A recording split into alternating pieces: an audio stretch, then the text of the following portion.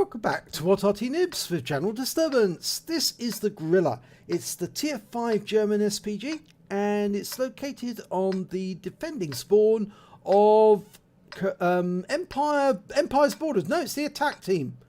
Is it the attack team? I think it is the attack team on Empire's border. It's an assault battle. And it's under the command of Talon 1958. Right, well, he's got one mark of excellence on the barrel. It's a 15cm howitzer, the heavy howitzer, and mounted on a chassis that would have previously belonged to a Hetzer. Yes, this is the same chassis that's been used for a number of different vehicles. The Germans found it a very efficient chassis because it could carry quite a heavy load and it was very reliable. So obviously this vehicle was actually built in Pilsen. Now, he's found a rock to fire from, and from here he can actually cover the cap. The cap's directly over there to the left, but what he's actually doing at this moment is he's aiming for the south side, the southeast corner of the map. He's expecting the defending team, I think, to come around that side. Oh, actually, they're on the defense team. Sorry, I beg your pardon. I thought they were on the attack team, but they're actually defending. Yes, because it's a green cap and therefore the enemy is trying to capture it. Okay, so he's in the defense team. Okay, he's got a red line at the moment. The reason he's got a red line is because he was just too close to that rock. And from this position, he's testing the aim by moving it backwards and forwards there to see exactly where he can aim and where he cannot. And I think he's trying to learn the limitations of the trajectory from his current firing position. Normally you tease an aim over a ridgeline. The difficulty really is that because it is a ridgeline, you're not going to be able to fire at some places over that ridgeline because the ridgeline itself gets in the way. He fires at that Cromwell and gets a splash hit for 132. So it was useful. This firing position is quite a novel one, and now he's got an M6 he can fire at. Now you can see that the end of the line's gone red. That means that the target, the M6, is in the way. Fires around in, gets a direct hit on the M6. Okay, he's found another target over to the southeast corner. Now he's lost sight of it temporarily, so he's going back to the gates. Of course, this is Empire's border. This is the Great Wall of China. Fires at the M6, and that one hits the ridgeline itself. Now, the problem with battles like this is sometimes when you aim for a ridgeline, your teammate might drive accidentally in front of the fall of the shot, and they may take the round instead of the enemy. So you need to be very, very careful about your aim. And he's firing at a Stug, and he splashes in for 116. That was a good round. The Stug's tracked, so he's going to pick up damage assist if that Stug gets hit. Nobody's firing at it at the moment. It's going to repair his tracks he has. But he's ready to shoot again. He fires around him blind. And he's killed the Stug! He got him bang on! Wiped him out! A blind kill. He aimed where he thought the Stug would be, and he was there. Okay, we've got an OI experimental. Now he's hiding behind that rock, and if we fire the round in, we're more than likely going to hit the rock rather than the OI, unless it comes around the corner. And yeah, it fell behind him, but it still stunned him. He was lucky that the shell didn't actually hit the rock, because I think he's just firing just over the edge of that piece of rock there. Expecting the OI to come around the corner, but he's now going to fire at it directly, and oh my god, he killed it! Only 87 hit points recorded, but I think it was a 270 it went down.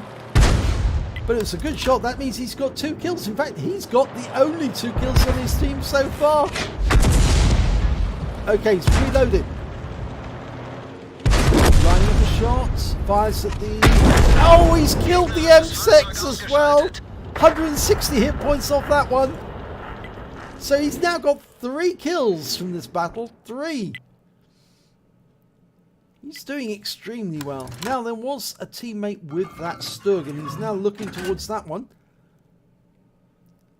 And he's marked his target in the corner, but he doesn't know precisely where that enemy is. He's more than likely going to be using that wreck for cover in those trees to get shots on the defenders in that area, the Tiger P and the T-43.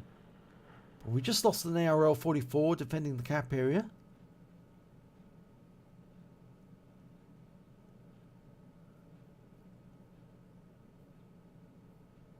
Now he's marked the ground, but he's waiting for his team to find out where the enemy's gone. We've got an M44 rather, going down there. This is a tier 7 game, by the way. He's tier 5 Arty, so he's going to earn more XP than usual. And that M44 is going a long way forward. He might actually discover the enemy and shotgun them in the face if he does. That M44 is being a bit reckless, you might say. There is the KV-1S. He fires around it and direct hit. And the M44 goes in for the ram kill, and ram kills the heavy, but he loses virtually all of his hit points in the process. So very brave move there by Jack Flash, but he's also lost a lot of hit points, so it's going to cost him. I've ram killed a heavy myself when I tried the shotgun, and it didn't kill him off with one go. But it can be, you can regret it, because the enemy might then take you out immediately afterwards. And I'm afraid that, yes, he was killed very shortly afterwards, because the enemy had a Hellcat just around the corner. So we're aiming for the gates.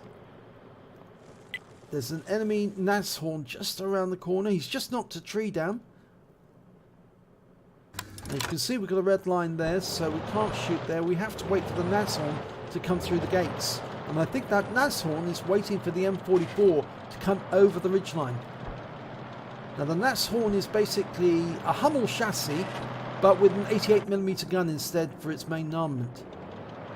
It's a tank destroyer. There he is. We fire around it, and we hit the wreck, but we splash the Nashorn, and the Nashorn's taken out by our Grille, the other Grille. And that was Michael 007.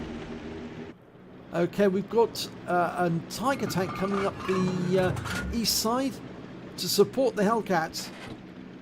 The scores are even at the moment, 8 apiece, which means there's 7 tanks left on either side.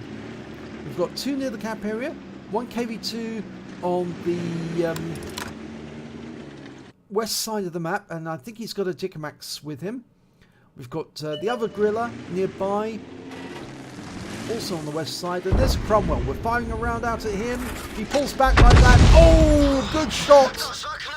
It was a near miss, but it was still 117 hit points, and we picked up some stun assists. And that Cromwell is now in a bad way. Now the enemy aren't capping, but they've lost their Cromwell. That means their attack on that side of the map has now been defeated. And the target we're now aiming at is the T-28 HPC, which is a tier 7 tank destroyer. And our round just hit that wreck. Just hit the wreck of the T-67. And he's pushing that wreck into position to use it as a shield. Now, T-28 is particularly difficult to kill. We fire around it and get a direct hit. 236 hit points. It's good shooting by Talon. T-28's pulling back, but we're going to fire another round in very shortly. That should see that T-28 killed. We've got 3 kills already. Can we make it 4? Oh, we fired just as the T-28's taken out. Right, to the east, we've got a Tiger 1 and a Hellcat fighting together. Tiger 1's going to make a millimeter gun, the Hellcat a 90mm. Okay, it makes the Hellcat the bigger threat, really. We're firing at the Tiger. 220 hit points, and the Hellcat's been killed. And that is the 1-minute hooter. If the enemy hasn't captured the cap or killed all of our team, we are going to win this.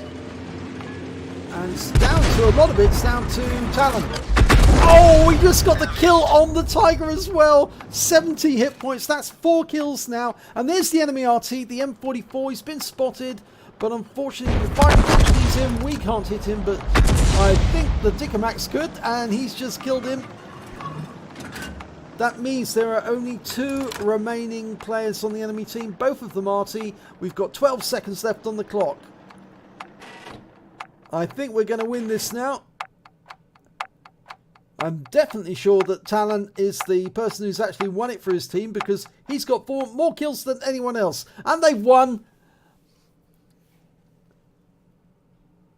Let's have a look at the end of battle stats. And it's an ace tanker for Talon 1958 in the Grille, and he certainly earned it in that battle because he was instrumental in the win. And it is a great Arty spot, as he says there. He managed to get a bruiser medal, a fighter badge for getting at least 4 kills. He got 4 exactly. A bruiser medal for getting at least 5 critical hits. He got 14. And the win 8 for the battle was 6940. So remember that firing position, Arty players, because that could be a very good spot to fire from. It gives you a bit of protection from whoever's in the cap and allows you to fire over the rock at the enemy and get good angles to both to the north along the west side and to the east side as well. So let's have a look at team scores. Well, there you go. He's right at the top of the table. I don't know why he didn't pick up the high caliber there. In fact, actually, he managed to get 1,786 hit points of damage. The next highest score was the Tiger P, managed 1,764. And the high score on the enemy team was their T28 HDC with 1,157. When it came to kills, again, he's top of the table with 4. The next highest score is the Dicmax and the Grille, the other Grille on his team. They both got 2 kills. And when it came to base XP, again, top of the table, he's got a clean sweep, 966 base experience points. The Tiger P managed 877 and the Grille 822. Highest score on the enemy team, again, their T28 HTC. That's the best they could do with 290. So let's have a look at the detail report. He fired 16 rounds. He got 8 direct hits, 8 penetration and 8 splash. So just about every shot he fired, he got something out of it. Damage of 1,786 hit points, all at more than 300 meters. He damaged 9 of the enemy but killed 4 of them, and did stun assistance damage of 332 hit points off 12 stuns. He also managed to get 35 defense points when he actually hit the T28 HTC while he was capping. On a premium count, he earned 37,626 credits, and after his ammunition costs, and remember this ammo is fairly cheap, he actually took away 29,546 credits, and he got 25 bonds during that battle. That's a very nice total indeed. He also earned 1,449 XP, times 2 for the first victory of the day, and he also picked up 7,500 for completing the mission, so he took away 10,398 bonds, or experience points altogether. I bet he wishes it was bonds. Yes, because he'd be able to buy that extra, the improved rammer for his Arties. So let's have a look at the team score again. Yeah, absolutely fantastic victory there. 6,940, Super Unicum standard. Very, very good indeed. So do remember that spot, because I'm sure many people will take advantage of that position and use it to good effect on the enemy. So if you enjoyed that replay, please give it a like and do subscribe to our channel, and hopefully it'll be your replay that I'll be featuring in the next video.